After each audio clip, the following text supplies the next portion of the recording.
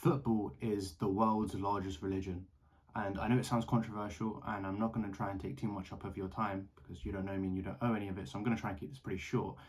But 3.5 billion to 5 billion people are engaged or fans of football in some sort of way. And that's over half the world's population if it's 5 billion. And that's 2 billion more than the world's largest religion currently, which is Christianity. And Christians are everywhere. So imagine football fans. And in the same way that there's community and belonging in religion, there's that in football as well. And I think nowadays it's more prevalent in football than religion.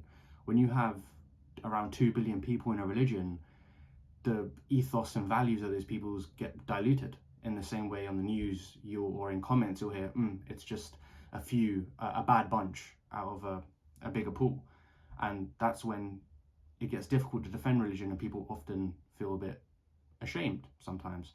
In the same place that you would see people wearing their religious outfits, you're now going to see them wearing football tops. And football t-shirts or football teams have ethos and values. For instance, Liverpool, "You'll never walk alone" is their ethos.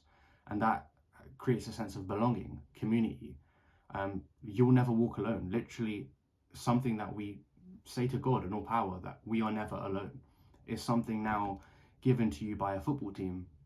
And football teams are still not large enough, individual football teams, to where their values are diluted. People are often inherited football teams in the same way that religions are inherited from your parents. People don't seek out a football team, it's handed down to them, and then they ride out their whole life for them, in the same way that people do that for the religion. Growing up, you're going to be wearing the same jersey as your parents, shouting the same chants in unison with the whole stadium as your parents. And churches have now been replaced by stadiums. Robes have been replaced by jerseys, and chants have replaced hymns.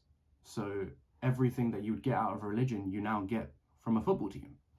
Going on away games is a modern day pilgrimage.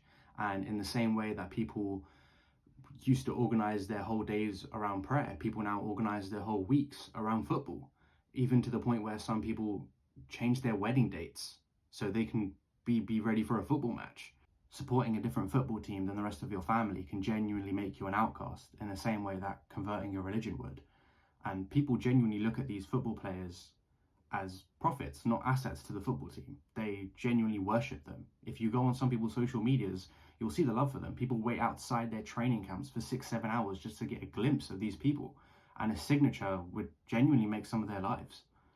On a macro level, I don't even think this is a football problem. I think it's just the dilution of religious values because of them being so large, that niche communities like football teams or certain sports or even Reddit forums can give you a higher sense of belonging. It's almost equivalent to Marx's theory of alienation of a workforce, where if a workforce is too large, then you just feel like a small cog in it, and your morale goes down. Whereas in this, your belonging would go down. So therefore you try and find tighter and tighter niches to make yourself feel seen, and that makes you belong.